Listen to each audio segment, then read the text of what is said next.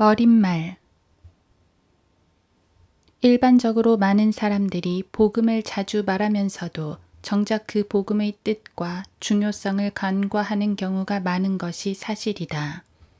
필자 역시도 놀라운 하나님의 능력이 되는 이 복음을 피상적으로 알고 그렇게 지내다가 복음을 정확하게 깨달은 이후에는 복음에 관한 한 우리 그리스도인들의 삶 속에 꼭 필요한 산소와 같이 중요한 것으로 여기고 복음을 전하고 가르치고자 힘쓰게 되었다.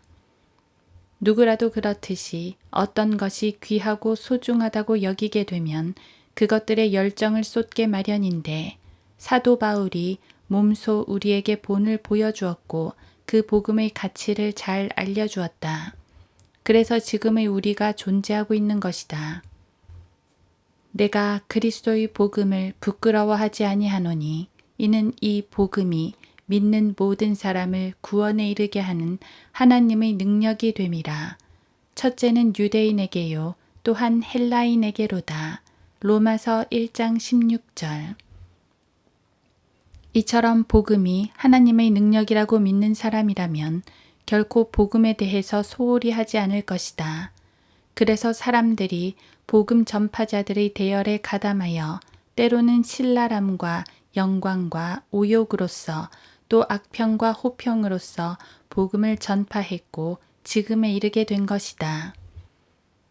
복음을 전하는 것이 쉽지만은 않은 것이 사실인데 어떻게 보면 세상 사람들로부터 손가락질을 받고 어리석은 광신도 취급을 받기를 작정하고 나선 격이기 때문에 참으로 많은 어려움을 감수하지 않으면 선뜻 나설 수 없는 마음 무거운 일이기도 하다.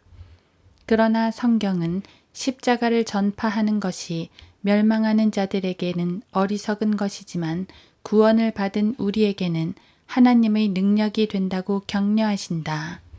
고린도전서 1장 18절. 그래서 우리가 예수 그리스도를 전파하는 것은 죄와 사망 권세를 깨뜨리시고 다시 부활하신 능력의 하나님의 아들을 선포하는 것이기에 세상 사람들이 생각하는 것과는 달리 하나님의 능력과 지혜라고 말씀하신 것이다. 부르심을 받은 사람들에게는 유대인들에게나 헬라인들에게나 그리스도는 하나님의 능력이요 또 하나님의 지혜니라.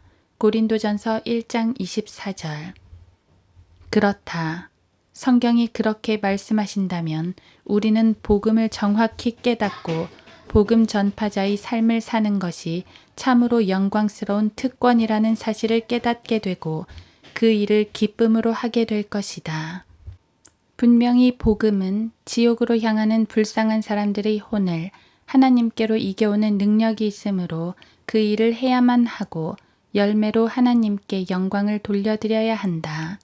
그렇게 하는 것이 하나님의 능력을 믿고 따르는 하나님의 사람들이 해야 할 도리인 것이다. 그런데 이렇게 능력 있는 일꾼이 되기 위해서는 첫째로 복음을 올바로 깨닫고 구원받은 성도라야 정상적인 열매를 맺을 수 있다.